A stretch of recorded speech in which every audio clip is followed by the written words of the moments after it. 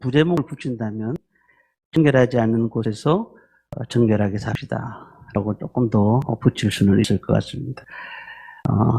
비그리스도인과 그리스도인이 함께 이야기를 하면서 그 길을 가고 있었습니다. 근데 이제 그리스도인이 있는 성도가 그만 돌부리에 걸려서 넘어졌습니다. 너무 아픈 거예요. 그래가지고 이 그리스도인이 갑자기 화가 막 나는 겁니다. 불평스럽게 욕을 합니다. 막 화를 내고 욕을 하더니 조금 지났더니 회개합니다. 그러면서 뭐라 하느냐면, 주님, 참 그리스도인으로 산다는 것이 정말 어렵습니다 라고 그렇게 회개하는 거예요.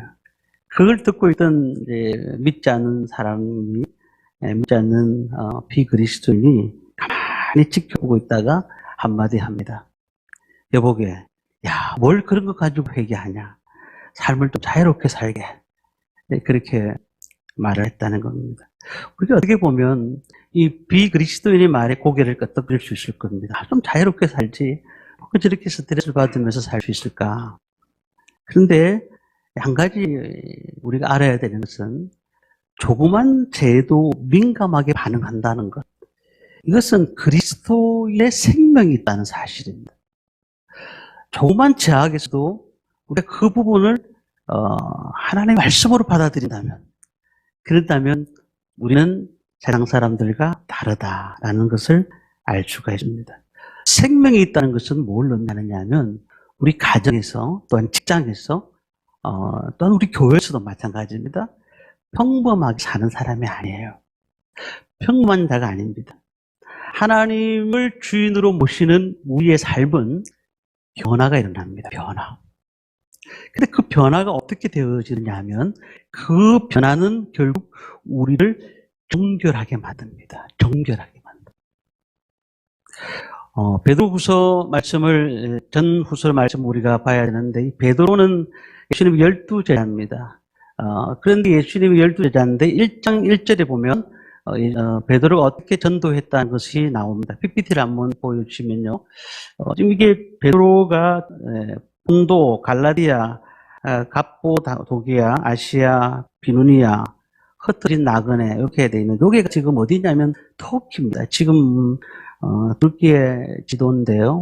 지금 소아시아에 있는 교회, 여기 이 지역에서 베드로가 편지를 보낸 거예요. 편지를 다 보내. 한 번 더 눌러주시면요. 여기 자세히 보면은 이게 터키 지역입니다. 이 지역에 있는 사람들에게 편지를 보낸 것입니다. 근데 대부분 다 이방인들이었습니다. 다시 말하면 유대인들은 별로 없었고 거의 다 이방인들 아니었겠습니까? 근데 이 상태가 어떤 상태냐면 AD 64년이니까 네로 황제, 잘 아시는 네로 황제가 박해를 할 때입니다. 지금 성도들이 예수를 믿는 사람들은 많아졌지만 베드로가 이 편지를 보내는 곳곳마다 이 박해 때문에 사람들이 너무너무 힘든 상태라고 볼 수가 있습니다. 그러면서 베드로가 이 베드로 전후서를 쓰면서 예수 믿는 사람들이 어떻게 살아야 되는가, 구원받은 사람들이 어떻게 살아야 되는가, 이 고난 가운데 어떻게 살아야 되는가를 이 베드로가 소아시아에 있는 교회들에게 또한 지역에다가 편지를 보냈다는 사실입니다. 근데 우리가 타락한 세상에서 하나님을 닮아가는 삶, 참 이게 쉬운 게 아닌 거예요. 굉장히 어두운 가운데서 내가 빛의 역할을 한다? 말은 쉽지만은 그렇게 쉬운 것은 아닌 겁니다. 믿음의 선배들이 이 문제를 심각하게 고민하다가 방법을 여러 가지 열었습니다. 어떤 분은 언둔 생활을 했습니다. 언둔 생활. 그래서 아예 그냥 밖을 나가지 말아야 되겠다. 그리고는 안에 들어가서 말씀 보고 기도하고 찬양하고 그렇게 살은 사람이 있고요. 어떤 사람은 수도원에 가서 살았습니다. 수도원에 가서 그냥 예배만 드리는 거예요. 예배만 드리는. 그렇게 살았던 사람이 있습니다. 어떤 사람은 아예 그냥 더 나아가지고 그냥 세상을 변화시키자 하면서 온 죄를 다 없애야 된다. 뭐 이렇게 아주 그냥 진취적으로 얘기하는 사람도 있었습니다. 이제 구원받은 백성들이 이런 그 어려움 가운데, 고난 가운데 살았을 때 어떻게 살아야 되는가? 온둔 생활이라든지 수도원 생활이라든지 또 뭐 과격한 그런 모습을 보인다든지 이렇게 늘 생각을 하는 사람들이 많았지만은 결국은 성경은 우리에게 뭐라고 말하느냐면 베드로전서 후서를 전체를 다 보면 세상으로 나아가라. 부딪혀라는 거예요. 부딪혀라는 거예요. 그런데 성결하지 않는 곳에서, 정결하지 않는 곳에서 어떻게 우리가 정결한 삶을 살 수 있을까? 이게 우리가 오늘 말씀에서 대해야 될 말씀이고 깊이 생각해 볼 문제라고 생각합니다.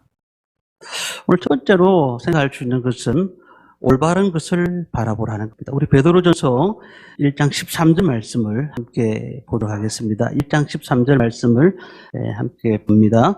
그러므로 너희 마음의 허리를 동이고 근신하여 예수 그리스도께서 나타나실 때에 너희에게 가져다 주실 은혜를 온전히 바랄지어다. 온전히 바랄지어다. 14절에 보면 또 뭐라고 되어 있죠? 너희 사욕을 본받지 말고 15절에 보니까 모든 행실에 거룩한 자가 되라. 이렇게 말을 하고 있습니다. 여기 보면 모든 능력을 강조하기 위해서 단문으로 사용했습니다. 단문. 마음의 허리를 동이고 근신하고 사역을 본받지 말고 거룩하고 은혜를 바랄지어다. 5개의 문장을 가지고 단문으로 딱 얘기를 한 것을 보게 됐죠. 근데 여기서 헬라어로 볼 때 주동사가 2개입니다. 뭐냐면 거룩하라, 은혜를 바랄지어다. 그리고 3개는 분사입니다. 분사. 그러니까 이게 뭡니까? 꾸며주는 역할을 하는 거죠. 그러니까 지금 중요한 게 뭐냐면 거룩하라, 은혜를 바랄지어다. 여기에 목표가 맞춰져 있는 겁니다. 이 명령이잖아요. 근데 똑같이 이것을 함께 기록한 이유는 뭘까요? 소망과 은혜를 바랄지어다는 소망이잖아요. 거룩은 밀접되어 있다는 거예요. 밀접되어 있다는 거예요. 따로 가는 게 아닙니다. 바라는 것, 소망하는 것과 그리고 거룩은 같이 되어 있다는 것을 베드로 사도가 얘기하는 겁니다. 요한 1서 말씀을 한번 보겠습니다. 3장 3절 말씀을 한번 보면요. 이렇게 있습니다. 주를 향하여 이 소망을 가진 자마다 그의 깨끗하심과 같이 자기를 깨끗하게 하느니라. 소망을 가진 사람마다, 주를 향하여 소망을 가진 사람은 그의 깨끗하심과 같이 자기를 깨끗하게 한다고 했어요. 소망을 가진 사람은 자기를 깨끗하게 한다. 이렇게 말씀을 할 수가 있는 겁니다. 그러니까 소망하는 것, 주님을 바라보는 것, 이것과 거룩은 분리할 수가 없다. 우리가 이렇게 볼 수가 있는 겁니다. 자, 그렇다면 이 동사 가운데 우리 거룩이라는 동사가 있습니다. 이 동사를 어떻게 봐야 될 것인가를 생각해 봐야 됩니다. 이 타락한 세상에서 우리가 어떻게 거룩할 수가 있을까? 그런데 제가 말씀드렸던 그 부사 3가지를 말씀을 드렸는데 소망을 가지고 세상을 바라보고 거룩한 삶을 살기 위해서는 첫 번째는 아까 말씀드렸죠. 마음의 허리를 동이고라고 했습니다. 마음의 허리를 13절에 말씀하고 있잖아요. 마음의 허리를 동이고. 이게 무슨 말일까요? 허리띠를 단단히 매는 겁니다. 허리띠를 어디 맬까요? 그냥 뭔가 긴장하고 있을 때, 특별히 역도 선수들이 허리띠를 단단히 매고 힘을 주기 위해서 매잖아요. 마음의 허리를 동이고라는 것은 각오를 단단히 하고 라고 이렇게 우리가 볼 수가 있는 겁니다. 올바른 것을 소망하기 위해서 각오를 단단히 하는 겁니다. 단단히 하는 거예요. 왜 그럴까요? 세상이 만만치가 않아요. 세상이 만만치가 않아요. 우리가 이 세상이라는 말을 좀 생각해 봐야 되는데, 하나님이 이 세상을 이처럼 사랑하사, 그리고 하나님이 이 땅을 지으시면서 뭐라고 하셨죠? 보시기에 좋아하더라. 그럼 이 세상이 어떤 세상이었을까요? 다 좋은 세상이에요. 너무 편안한 세상. 그런데 요한 1서의 말씀을 딱 보니까 어떻게 되어 있냐면 이 세상이나 세상에 있는 것들을 사랑하지 말라라고 되어 있어요. 요한 1서 3장에 보면. 이게 무슨 말입니까? 이 세상을 사랑하사라고 하나님 말씀하셨는데 요한 1서의 말씀 보니까 이 세상에 있는 것들을 사랑하지 말라 라고 얘기하고 있습니다. 왜 그런 문제가 생겼을까요? 우리가 세상을 하나님이 사랑하셔서 지으셨는데 사탄이 우리의 심령에 들어와서, 우리의 삶에 들어와서, 공중권세 잡은 자들이 들어와서 잘못 심어놓은 것이에요. 제가 사탄 때문에 들어온 것도 아니겠습니까?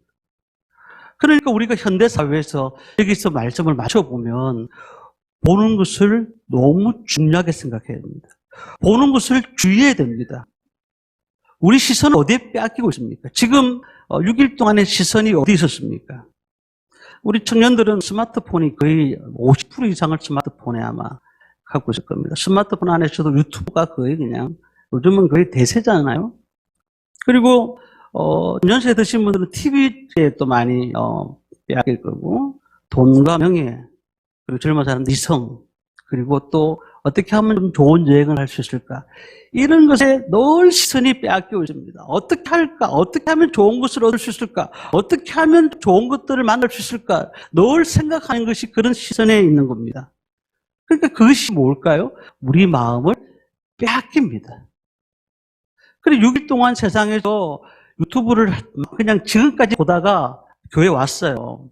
교회 왔으면 예배를 드리는데 그 예배가 하나님 앞에 드리는 예배가 들어질까요?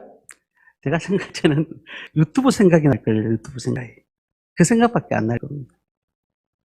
그러니까 이런 것들로 인해서 올바른 것이 보이지 않는 거예요. 세상을 하나님 창조하셔서 이 세상을 사랑하사 독생자를 보내주셨습니다. 이 세상을 만드시고 난 다음에 보시기에 좋았다고 말씀하셨습니다. 그런데 어떻게 보니까 이 세상을 사랑하지 말라고 얘기하고 있습니다. 요한은. 왜 그럴까요? 이 세상이 그렇게 만만치 않은 세상이라는 겁니다. 그래서 뭐라고 되어 있죠? 허리를 동이라. 그렇게 말을 하고 있는 겁니다. 미혹하는 것이 얼마나 많은지 모릅니다. 두 번째는요, 근신하여라는 말이 나옵니다. 우리 말씀 보면 마음의 허리를 동이고 근신하여. 이게 뭘까요? 이게 영과 정신에서 술 취하는 의미를 가지고 있습니다. 술 취함에서 벗어나는 것입니다. 벗어나는 것. 그렇다면 우리가 술 마시는 사람을 얘기하는 거냐, 그런 얘기를 하는 게 아닙니다. 술만을 얘기하는 것이 아니라 세상 것에 취하는 것에 벗어나라는 거예요. 세상 것이 무엇을 취하고 있느냐는 겁니다. 우리가 지난번에 보니까 연예인이, 그렇게 잘 나가던 연예인이 술을 마신 후에 자기의 인기, 명예, 모든 것이 다 떨어졌다고요. 방송에서 그 사람을 쓰지 않더라고요. 그 하나 때문에, 자기 정신에 온전하지 못하는 것 때문에 지금까지 99개의 노력이 다 물거품으로 갔단 말이에요. 우리가 정신을 차리지 않으면, 흔들리면은, 근신하지 않으면 어떻게 될까요? 치에서 살 수밖에 없습니다. 치에서, 무엇으로? 세상의 치에서 살 수밖에 없습니다. 돈이 모든 걸 결정하는 거예요. 인기가 모든 것이 결정이 되는 거예요. 성공을 위해서 남을 짓밟는 것까지도 이제는 괜찮은 시대가 온 거예요. 세상의 가치관이, 기독교의 가치관을 무너뜨리고 있어요. 하나님의 사랑을 무너뜨리고 있다는 거예요.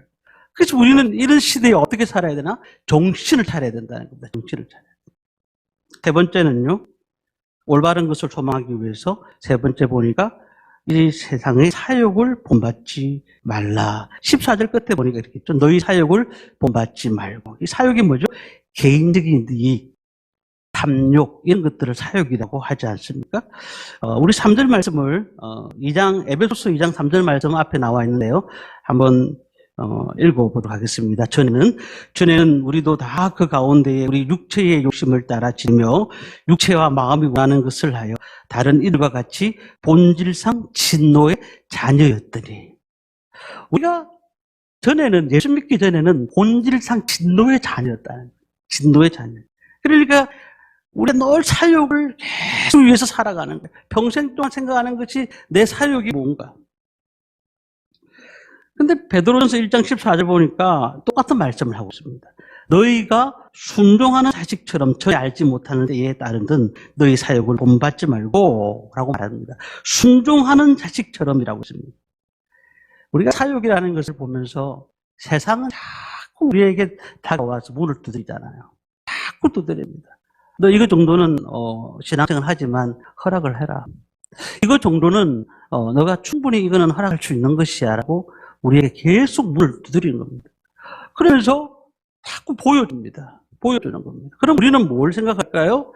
하나님의 생각이, 이 세상이 그렇게 아름다웠는데 하나님의 생각이 갖춰지고 닫아지고 다른 세상이 우리 가운데 세계관이 펼쳐지기 시작하는 겁니다. 그래서 우리는 보는 것을 조심해라고 얘기하는 거예요. 보는 것을.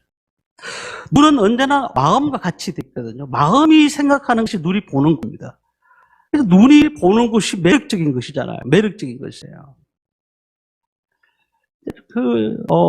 우리가 구약 시대에 보면은, 아담과 하와가 특히, 아담과 하와 하는 말이 뭐죠? 보암직도 하고, 먹음직도 하고, 그 선악과를 보면서 그렇게 말했습니다. 보암직도 하다. 괜찮다는 거예요. 저거 하니까 괜찮더라는 거예요. 그러니까 우리는 세상을 향해 달려가는 모습 가운데 그것을 멈추라는 겁니다. 그래서 골로새서 3장 1절 2절 말씀에 이런 말씀이 있습니다. 그러므로 너희가 그리스도와 함께 다시 살림을 받았으면 위의 것을 쫓으라. 위의 것을 생각하고 땅의 것을 생각하지 말라. 이렇게 바울이 얘기해서요. 이제 생각하지 마라. 너가 정말로 하나님의 사람이라면 이제 땅의 것을 생각하지 말고 위의 것을 따르라는 거예요. 많은 사람들이 가면 갈수록 끊임없이 세상의 것들을 생각하는 겁니다. 자, 거룩하게 살고 싶습니까? 그렇다면 마음의 허리를 동이고 근신하고 사역을 부리고 올바른 소망을 쫓아 살아야 됩니다. 두 번째, 거룩하게 사는 방법이 나옵니다.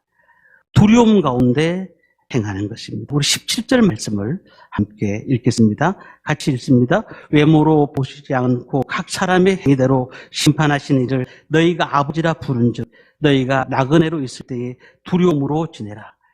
너희가 나그네로 있을 때에 두려움으로 지내라고 얘기를 하고 있습니다.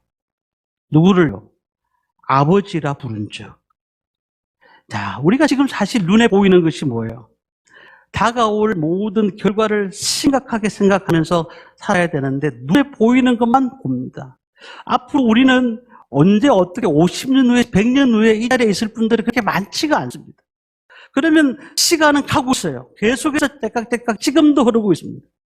그런데 우리가 현대인인 두려움을 제일 싫어하거든요. 무서움을 제일 싫어합니다. 우리가 제일 좋아하는 말이 뭡니까? 사랑, 은혜, 용납, 용서, 자비 이런 것이 성경에 나오면 우리는 너무 은혜를 많이 받습니다. 그런데 이 말씀이 나오면 부담이 됩니다. 두려움을 지내라. 그런데 두려움을 어떻게 지내느냐? 옛날 어른들이 이런 얘기를 했습니다. 아비 없는 자식. 이게 무슨 뜻일까요? 이 말의 문자적인 의미는 아버지 없이 자란 사람이다 이런 뜻이지만 그 속뜻을 보면은 어릴 때부터 두려워하는 사람이 없었다는 거예요. 두려워하는 사람이 없었다. 자, 다시 말씀드립니다. 하나님 아버지가 우리 가운데 계십니다. 하나님 아버지는 우리의 은혜와 사랑과 말씀과 능력도 주시고 모든 것을 다 주십니다. 그런데 하나님 아버지의 속성 가운데서는 마지막에 심판하시는 분이라는 사실이에요. 하나님 아버지가 우리에게 많은 것들을 주시고 우리가 기도할 때마다 응답해 주시고 필요한 것들을 적절히 주시지만 그러나 여기서 말하는 것, 베드로가 말하는 것은 하나님 아버지는 나중에 우리의 모든 모습을 심판하신다. 그래서 우리는 아버지 앞에 두려움으로 지내라 라고 말을 하고 있는 겁니다. 오늘날 우리의 삶을 놓고 우리가 언제 볼지는 모르지만 하나님에 갈지는 모르지만 다 셈을 하고 계신다는 거예요. 우리의 삶을 하나씩 다 파고 계신다는 겁니다. 그래서 로마서 14장 11절, 12절 말씀에 이런 말씀이 있습니다. 기록하였으되 주께서 이르시되 내가 살았노니 모든 무릎이 내게 꿇을 것이요 모든 혀가 하나님께 자백하리라 하였느니라. 이러므로 우리 각 사람이 자기를 직고하리라. 우리는 죽으면 하나님 심판대 앞에 갑니다. 그리고 우리의 삶을 하나씩 하나씩 셈하게 된다는 겁니다. 그리고 우리의 삶이 어떻게 사느냐에 따라서 상을 주시고 우리에게 많은 것들을 주십니다. 천국에 들어가는 것에 대한 심판이 아니에요. 천국에 들어가서 우리는 다 천국 백성이라고 생각합니다. 천국에 들어가서 우리의 모든 행실을 셈할 것이다 라고 얘기하고 있는 겁니다. 그러니까 어떤 사람은 구원을 받되 부끄러운 구원을 받을 수도 있다는 거예요. 부끄러운 구원. 천국 가는데 무슨 부끄러운 구원이 있느냐? 성경에 나와 있는 말씀이니까요. 부끄러운 구원을 받을 수 있는 거예요. 바울이 고린도전서 3장 14절 15절 보니 이렇게 말합니다. 거위에 세운 공력이 그대로 있으면 상을 받고 세운 공력이라고 되어 있어요. 자신이 어떻게 했느냐에 따라서 그대로 상을 받고라고 얘기합니다. 우리 천국 가잖아요. 그러면 큰 트럭이 와서 짐을 내려놓습니다. 그 짐은 땅에서의 삶입니다. 짐이 너무너무 많이 쌓여있기 때문에 야, 내가 대단히 많은 일을 했구나라고 감탄합니다. 그런데 천사들과 함께 주님이 그 짐에 불을 붙여버립니다. 나중에 보니까 남은 것이라고는 쳇밖에 없는 거예요. 쳇밖에 없는 거예요. 땅에서는 많은 사람들이 칭송을 받습니다. 야, 당신 잘 살았다, 인생 잘 살았다 라고 얘기하지만은 그것은 우리가 겉모양을 보는 것이에요. 그러나 하나님은 우리의 마음과 동기를 아신다는 것이죠. 우리가 어떤 모습으로 이 땅을 살았고 어떤 모습으로 하나님께 나왔으며 어떤 모습으로 주님 앞에 예배를 드리고 있는지를 지금 우리를 살피신다는 사실입니다. 페르시아 왕이 어느 날 현자들, 그러니까 어질고 총명하고 뛰어난 사람들을 나라에서 한 명씩 불렀습니다. 그리고 인류에서 가장 무서운 제약이 무엇이냐 이렇게 물었습니다. 그때 이제 그리스 현자, 이 사람은 이렇게 말을 했습니다. 늙어서 가난하게 사는 것이 가장 큰 악입니다 라고 말을 했습니다. 인도의 현자는 사람이 도저히 견디기 힘든 고통을 당하는 것이 가장 어려운 악입니다 라고 말했습니다. 근데 페르시아 현사는 그렇게 말하지 않았습니다. 이 암흑의 세상에 광명을 줄만 선을 한 가지도 못하고 임종을 맞는 것이 가장 큰 악입니다. 우리는 하나님 앞에 설 날이 있다는 거예요. 저를 비롯해서 모든 성도님들이 하나님 앞에 설 날이 지금 가까이 왔다는 사실을 기억하고 하나님 앞에 두려움으로 늘 우리는 지내야 된다고 말씀하고 있습니다. 우리 젊은 성도님들, 또 우리 또 청년들 오늘 왔습니다만은 뭐 청년들 생각하겠죠. 아유, 나는 아무리 그래도 40년, 50년은 더 살 거다. 아니, 어찌 보면 60, 70년을 더 살 수도 있습니다. 그런데 하나님께서는 지금 나의 날을 기수하고 계시잖아요. 그런데 그 날이 다 되었다고 말할 수도 있어요. 우리가 그 날을 아는 게 아니고 하나님이 그 날을 아신다니까요. 내일 그 날일 수도 있다니까요. 그 다음 날일 수도 있다니까요. 그러니까 사탄은 뭐라고 합니까? 야, 지금 그 날 안 됐으니까 마음껏 즐기라고 얘기합니다. 인간의 생각 속에서 늘 우리는 편하게 살기를 원하고 좀 더 기쁘게 살기를 원하고 그렇게 살기 원하는 게 인간 아니겠습니까? 네, 우리는 이제 혹시 모른다. 하나님께서 이제 제로에 가까웠다. 너가 빨리 준비해라 라고 말씀하실 수도 있다는 사실입니다. 그러니까 우리는 이 베드로가 얘기한 것처럼 하나님 아버지 앞에서 우리의 삶을 돌아보면서 심판을 받을 날, 심판받을 자처럼 두려워하며 살아라고 말씀을 하고 있습니다. 마지막 한 가지 말씀드립니다. 마지막으로 우리가 이 땅에서 거룩하기 위해서는 마지막으로 구원의 가치를 묵상해야 합니다. 구원의 가치. 우리가 어떤 신분을 가지고 있습니까? 어떤 신분이요? 자기가 누군지 모르고 살아가는 사람들이 많아요. 그러잖아요. 자기가 어느 위치에 있는지 스스로 알아야 됩니다. 내가 이런 의식을 가지고 살지 못하면 나는 참 살아가는 게 난 누구인가에 대한 답이 안 나오는 거예요. 내가 누구인지를 모르는 사람들이 많아요. 내가 어떤 자리에 있는지 알지 못한다면 내 마음대로 살 것 같아요. 내가 누구인지 모르면 마음대로 죄를 짓고 싶을 것 같아요. 오늘 어떤 사람이 결혼을 하고 난 다음에 한 가정의 가장이 되었는데도 불구하고 그 가장이 되었으면 가장으로서 신분이 있는 겁니다. 그래서 가족에 대한 책임도 있고 자기가 하고 싶은 대로 만약에 한다면 자기의 편의를 위해서 가족을 이용한다면 그는 신분의식이 없는 것입니다. 마찬가지입니다. 우리가 어떤 신분을 갖고 있습니까? 그 신분의 행위가 우리의 행동을 바꿔버립니다. 우리가 어떤 행동을 하느냐, 이 타락한 세상에서 거룩함을 유지하는 방법을 제시했는데 베드로가 구원받은 가치가 얼마나 큰지를 너희들이 알고 있느냐, 너희들이 예수 믿고 구원받은 것이 얼마나 큰 가치인지 알고 있느냐라고 얘기를 하고 있다는 사실입니다. 베드로전서 1장 18절 19절에 이렇게 말합니다. 너희가 알거니와 너희 조상이 물려준 헛된 행실에서 대속함을 받은 것은 은이나 금같이 없어질 것으로 된 것이 아니요 오직 흠없고 점없는 어린 양 같은 그리스도의 보배로운 피로 된 것이니라. 금도 귀하고 은도 귀하지만 나중에 금도 은도 녹슬지 않을 거라고 생각하지만 다 녹슬게 돼 있어요. 오직 우리가 어떤 것이 가장 귀한 것입니까? 내가 예수를 믿었다는 사실, 내가 구원받았다는 사실, 이것이 가장 큰 귀한 것이라는 것입니다. 베드로전서 2장 1장 20절에 이렇게 말합니다. 그는 창세 전부터 미리 알림받으신 이 말세의 너희를 위하여 나타내신 바 되었느니. 오늘 우리가 주님께서 우리에게 늘 너 구원의 가치를 얼마 생각하고 있느냐, 너가 구원받은 것이 얼마 생각하고 있느냐, 너가 정말 많은 돈을 벌고 많은 것들을 가지고 많은 것들을 살아가는 데는 준비를 하고 있는지 모르지만 정말 구원의 가치에 대해서는 이거 선물로 주신 거니까 별거 아니겠다라고 생각하는 경우가 얼마나 많느냐라고 하나님은 물으신다는 겁니다. 오늘 우리는 하늘나라의 소망을 가지고 구원의 가치를 가지고 사시기를 바랍니다. 천국을 소망하시기를 바랍니다. 우리는 하나님의 자녀입니다. 그래서 이 세상의 가치관이나 욕심에 자신을 함부로 던지지 마시기를 바랍니다. 이 구원의 가치를 늘 묵상하십시오. 질병에 걸렸습니다. 아픕니다. 너무 힘듭니다. 그러면서도 구원의 가치는 필요 없고 내가 지금 병 고치는 것이 중요한 것이야. 그냥 속상해 다른 사람과 싸우고 안 좋았습니다. 내가 지금 그 속상한 것이 중요한 것이야. 구원의 가치는 나중이야. 오늘 우리는 정말로 세상의 가치가 아닌 구원의 가치에 따라서 살아가셔야 됩니다.